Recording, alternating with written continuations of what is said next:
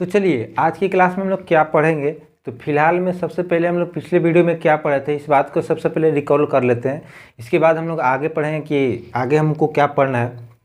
तो फिलहाल में अभी तक के वीडियो में जो आपका एटम्स एंड मॉलिक्यूल का आपका जो ये तीसरा वीडियो है, इसमें हम लोग दो वीडियो में क्या क्या पढ़ लिए सबसे पहले इसको रिकॉल कर देते हैं हम आपको। इसके बाद आपका जो आज का पढ़ाई होगा उसको हम लोग आगे बढ़ेंगे। सबसे पहले समझते हैं कि आप पहला वीडियो में हम लोग क्या पढ़े थे। ठीक है, तो पहले वीडियो में हम लोग कुछ कॉन्सेप्ट के बारे में पढ़े थे, जिसमें सबसे पहले पढ़े थे अवोगाड्रो नंबर के बारे में कि अवोगाड्रो नंबर क्या होता है। तो अवोगाड्रो नंबर के बारे में हम लोग यही पढ़े थे कि अवोगाड्रो नंबर एक प्रकार का ऐसा संख्या होता है जो किसी भी एटॉमिक मास में उपस्थित एटमों की संख्या को बताता है। उसी को हम लोग क्या बोलते हैं, अवोगाड्रो नंबर बोलते हैं। ठीक है, इसके बाद हम लोग पढ़े थे मोल के बारे में कि मोल क्या होता था।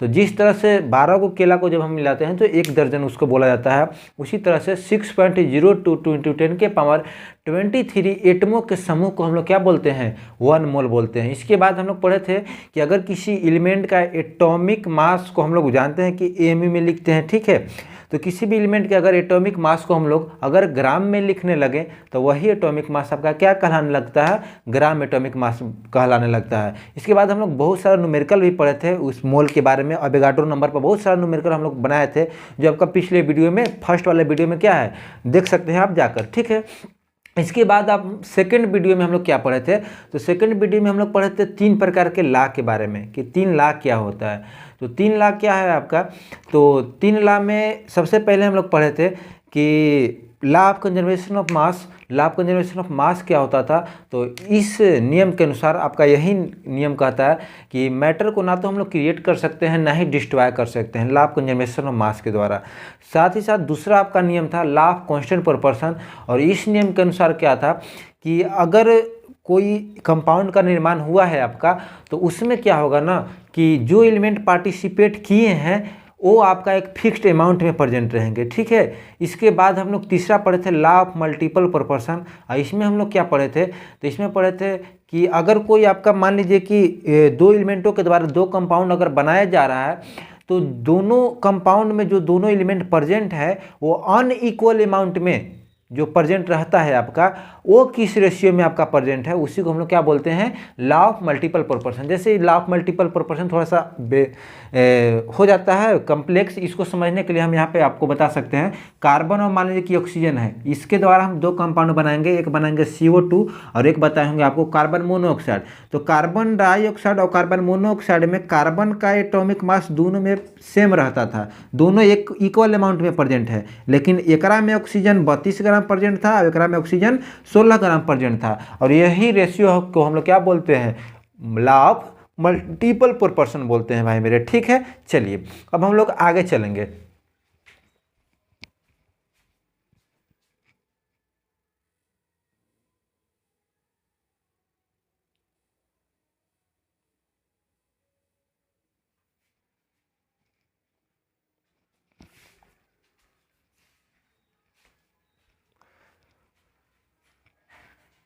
तो चलिए सबसे पहले बात करते हैं हम लोग, आज जो पढ़ेंगे हम लोग वो आपका टॉपिक लिखा हुआ है पार्टिकल नेचर ऑफ मैटर के बारे में। पार्टिकल नेचर ऑफ मैटर क्या होता है, आखिर किसको पार्टिकल नेचर ऑफ मैटर का मतलब क्या है, आखिर ये कहाँ से आया, इस बात को पहले समझते हैं।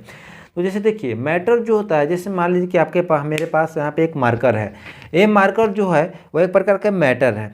ठीक है, और ये जो मार्कर है वो इसमें छोटे छोटे बहुत सारे टीनी पार्टिकल मिले हुए हैं। ठीक है, और आखिर ये टीनी पार्टिकल किस तरह से मिले हुए हैं, सबसे पहले प्राचीन धारणा क्या था मैटर के बारे में या परमाणु के बारे में, बोले तो एटम के बारे में क्या क्या प्राचीन रूप से धारणा था, हमारे पूर्वज लोग क्या बोलते थे मैटर के बारे में और उसके एटम के बारे में।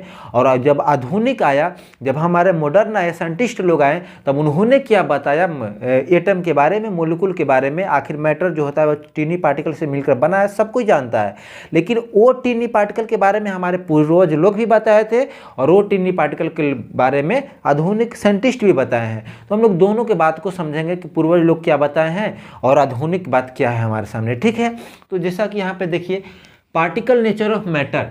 पार्टिकल नेचर ऑफ मैटर में क्या है भाई मेरे कि जिसका हिंदी होता है द्रव्य की कणिका प्रकृति। यानी आज हम लोग मुख्य रूप से जो बात करेंगे ना वो मैटर के पार्टिकलों के बारे में बात करेंगे, यानी मैटर का जो पार्टिकल है उसका नेचर कैसा होता है इसके बारे में हम लोग बात करेंगे। ठीक है, तो समझिए बात को। भारतीय धारणा के अनुसार, यानी इंडियन सिविलाइजेशन के अनुसार, भारतीय धारणा के अनुसार सर्वप्रथम जो था वो मैटर के पार्टिकलों के बारे में जो बताए थे वो हमारे एक ऋषि मुनि थे, और जिनका नाम आपका क्या था, कनाद था। क्या नाम था भाई मेरे, कनाद था। यानी सर्वप्रथम जो मैटर के पार्टिकलों के बारे में बताए थे वो हमारे ही देश के एक ऋषि मुनि थे, जिनका नाम क्या था, कनाद था। लेकिन खैर उनका ज़्यादा फेवरेट नहीं हो पाया, क्योंकि उनके पास उतना मतलब पहचान बनाने के लिए उतना साधन मीडियम नहीं था, जिसके कारण एक कनाद मुनि उतना फेमस नहीं हो पाए। ठीक है, जिसके कारण इनका धारणा कुछ लोगों के बीच में ही सीमित रह गया। लेकिन आखिर कनाद मुनि जो थे, सबसे पहले जो मैटर के पार्टिकल के बारे में जो बताए थे, आखिर वो क्या बताए थे, इस बात को समझिए। तो भारतीय धारणा के अनुसार आचार्य कनाद का नाम परमाणुवाद का नींव रखा है।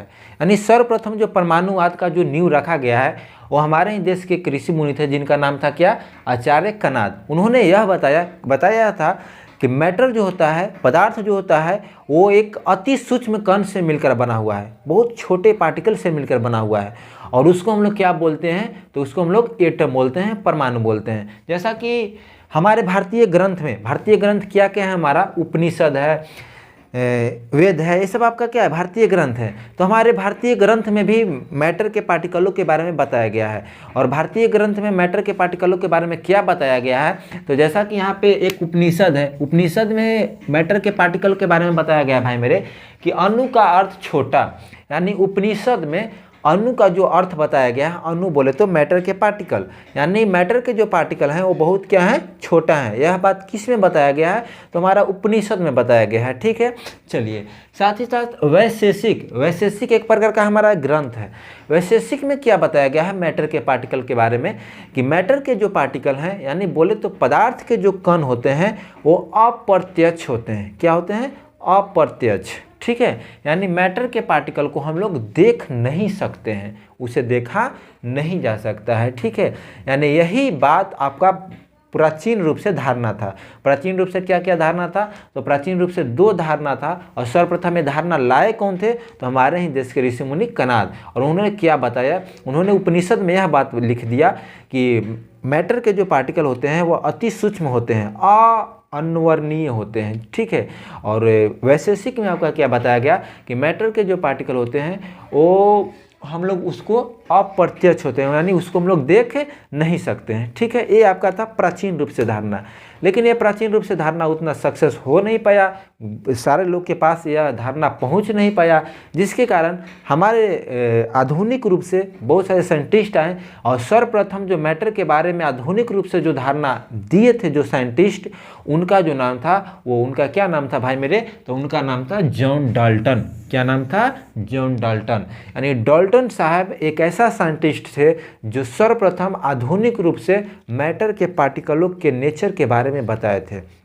और पदार्थ के कण के बारे में सर्वप्रथम बताने वाला साइंटिस्ट कौन था, तो जॉन डाल्टन था। और जॉन डाल्टन ने बताया क्या पदार्थ के पदार्थ के कण के प्रकृति के बारे में, यानी पदार्थ के कण के गुण को क्या क्या बताया उन्होंने, तो जो पदार्थ के गुण को कण के गुण को बताया डाल्टन ने, वही गुण डाल्टन्स का एटॉमिक थ्योरी कहलाने गया। ठीक है, यानी डाल्टन्स का एटॉमिक थ्योरी आप लोग जानते होंगे कि डाल्टन्स ने एक एटॉमिक थ्योरी दिया था।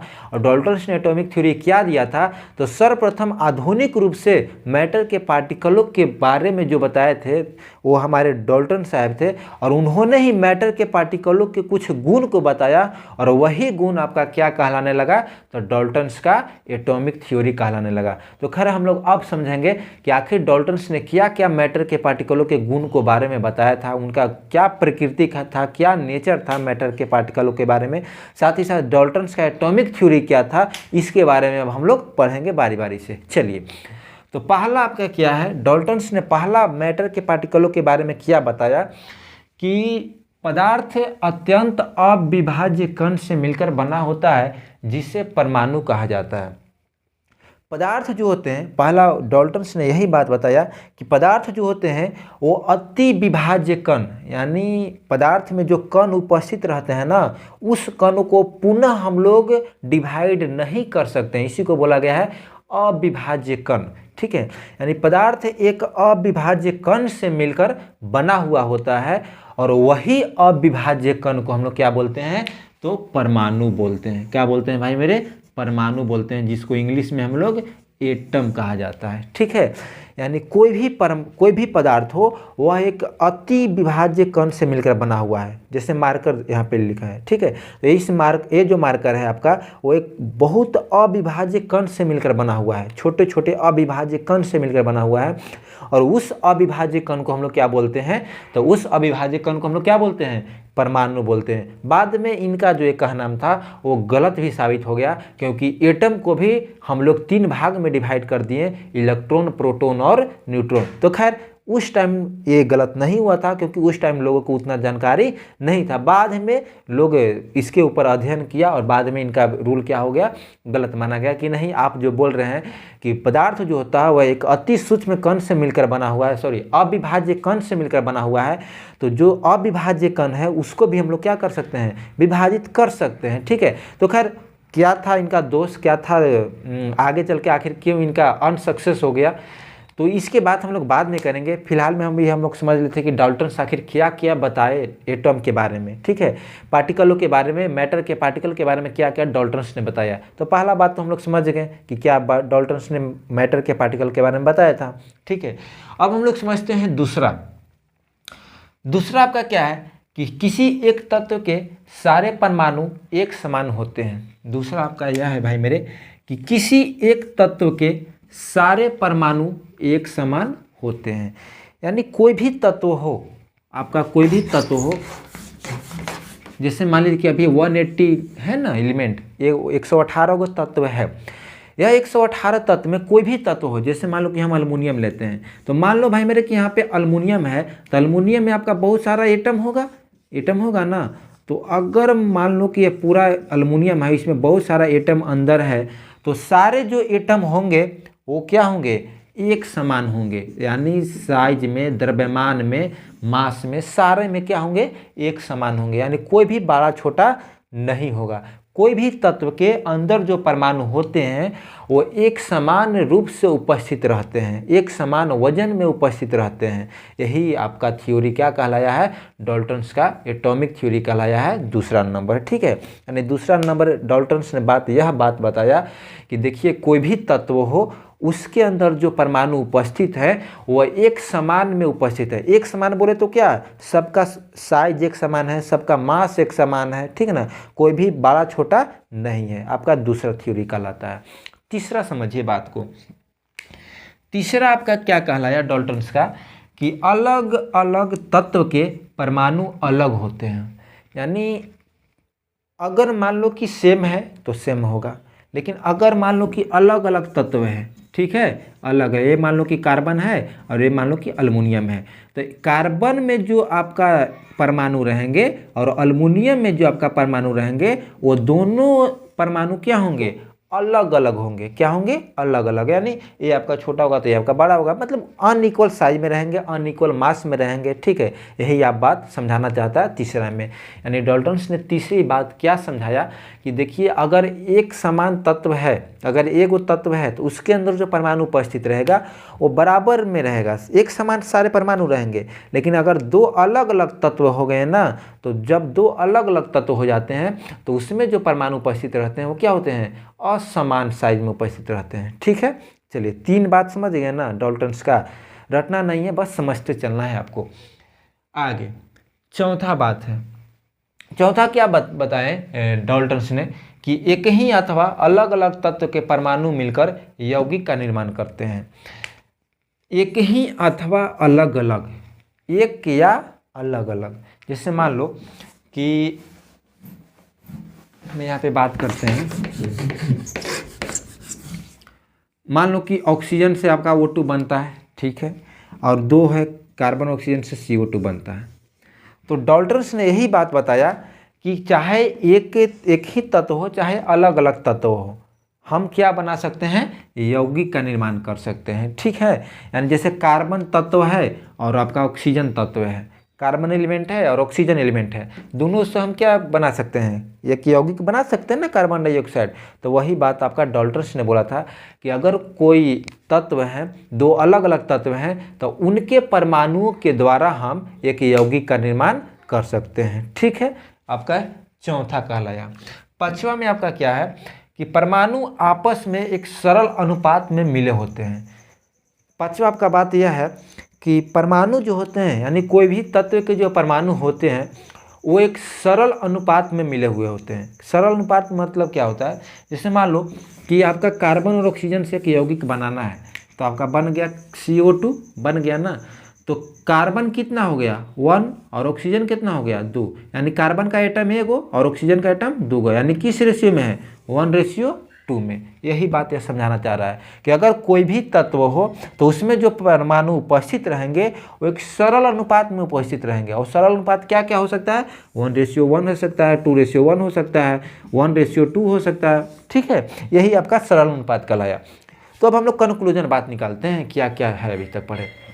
तो देखिए, सर्वप्रथम अभी तक के फिलहाल में हम लोग बात यह समझे कि मैटर के, पदार्थ के, पार्टिकलों के नेचर के बारे में सबसे पहले प्राचीन रूप से धारणा यह आया कि कोई भी पदार्थ है वह एक अति सूक्ष्म कण से मिलकर बना हुआ है। और सर्वप्रथम यह बात बताया किसने, तो सर्वप्रथम यह बात किसने बताया, तो हमारे कणाद मुनि बताएं। और उन्होंने उपनिषद में यह बात बता दिया कि पदार्थ जो होते हैं वह एक अति सूक्ष्म कण से मिलकर बने हुए होते हैं। ठीक है, और उन्होंने वैशेषिक में यह बात बताया कि पदार्थ जो होते हैं वो अप्रत्यक्ष होते हैं, पदार्थ के जो कण होते हैं वो अप्रत्यक्ष होते हैं, उनको हम लोग देख नहीं सकते हैं। लेकिन इनका बात क्या हो गया, उतना नहीं फैल सका, जिसके कारण आधुनिक रूप से एक धारणा आया। और आधुनिक रूप से मैटर के, पार्टिकलों के बारे में सर्वप्रथम जो धारणा लाएं, सर्वप्रथम जो बताएं, वो कौन बताए थे, तो जॉन डाल्टन्स ने बताया। और जॉन डाल्टन्स ने क्या क्या बात बताया मैटर के पार्टिकलों के बारे में, तो पहला बात यही बताएं मैटर के पार्टिकल के बारे में जॉन डाल्टन्स कि मैटर के जो पार्टिकल होते हैं वो एक अति सूक्ष्म अविभाज्य कण से मिलकर बने हुए होते हैं।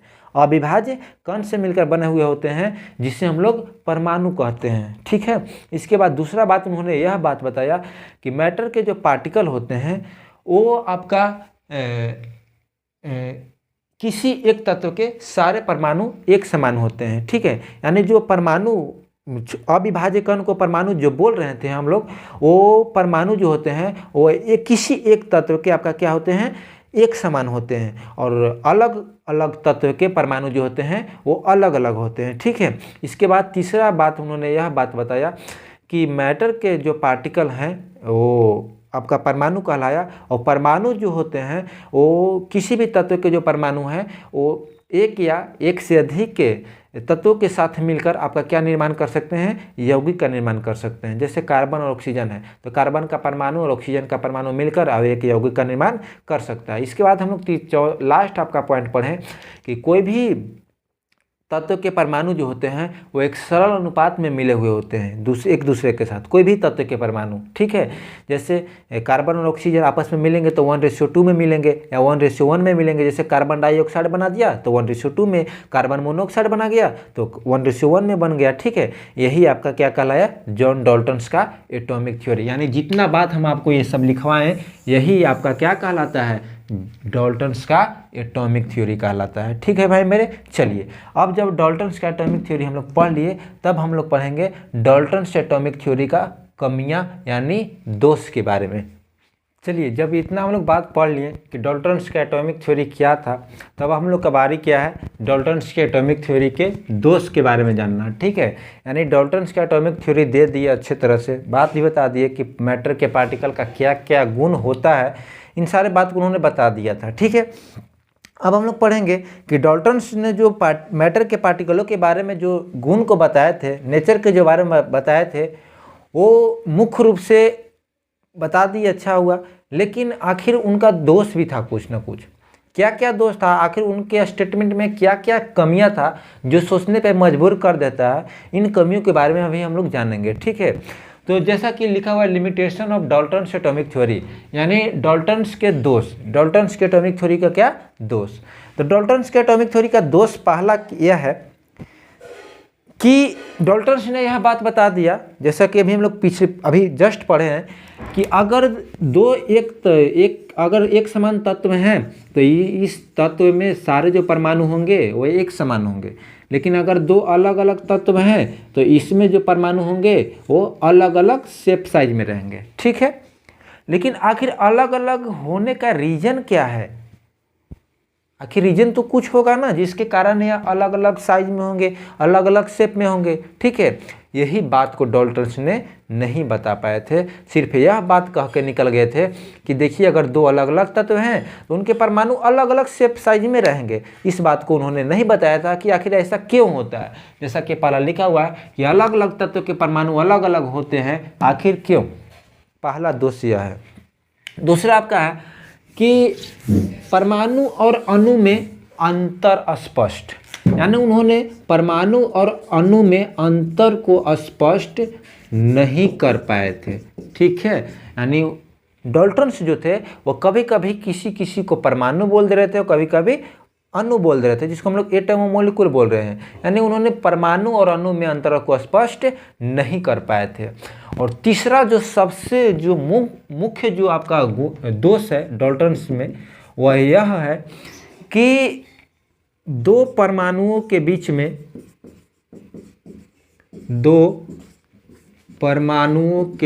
में लगने वाला बल।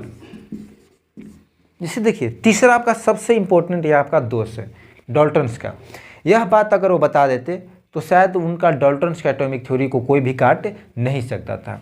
जैसा कि उन्होंने यह बात बता दिया था कि देखिए अगर एक तत्व है तो इसमें बहुत सारे परमाणु रहेंगे। ठीक है, जब बहुत सारे परमाणु रहेंगे भाई मेरे, तो वाजिब सी बात है कि ये परमाणु आपस में सटे हुए रहेंगे। तो आखिर इन दोनों को सटाने का काम कोई ना कोई एक बल तो कर रहा होगा ना। और ये बल आखिर क्या होता है, कैसे दोनों में बल लगता है, इस बात को उन्होंने डॉल्टन्स ने नहीं बात बताया था। कभी ये बात नहीं बताया था कि दो परमाणुओं के बीच में एक बल भी लगता है जिसके कारण आपस में अटैच रहते हैं। यानी दो परमाणुओं के बीच में लगने वाले बल के बारे में कभी डॉल्टन्स ने नहीं बताया था, जिसके कारण पर डॉल्टन्स का जो एटॉमिक थ्योरी था वो क्या माना गया है? अनसक्सेसफुल माना गया है। क्योंकि पहली बात उन्होंने यह बात बता दिया था कि डॉल्टन्स मैटर के जो पार्टिकल होते हैं वो अविभाज्य कण होते हैं। पहला बात उन्होंने यही बात बताया था कि मैटर के पार्टिकल अविभाज्य कण होते हैं जिसको हम लोग डिवाइड नहीं कर सकते हैं, और उसी को परमाणु बोल रहे थे। लेकिन परमाणु को भी हम लोग डिवाइड किए, प्रोटॉन, इलेक्ट्रॉन और न्यूट्रॉन में बाद में डिवाइड किया गया। तो पहला ये आपका कट गया। दूसरा बात उन्होंने यह बात नहीं बता पाया कि अलग अलग तत्व के परमाणु अलग अलग है, तो आखिर क्यों ऐसा है। साथ ही साथ उन्होंने अणु और परमाणु के बीच में अंतर को स्पष्ट नहीं कर पाए, और साथ ही साथ दो परमाणु अगर के बीच में लगने वाले जो बल हैं उसके बारे में भी उन्होंने नहीं बता पाए। ठीक है, तो आज की क्लास में हम लोग इतना ही बात पढ़ें कि किस तरह से मैटर के पार्टिकलों का इतिहास था, कैसे मैटर के पार्टिकलों का प्राचीन रूप से इतिहास था और कैसे आधुनिक रूप से धारणा आया। ठीक है, कैसे डॉल्टन्स का एटॉमिक थ्योरी कट जाता है। इन सारे बातों को हम लोग आज के वीडियो में पढ़ लिए। ठीक है।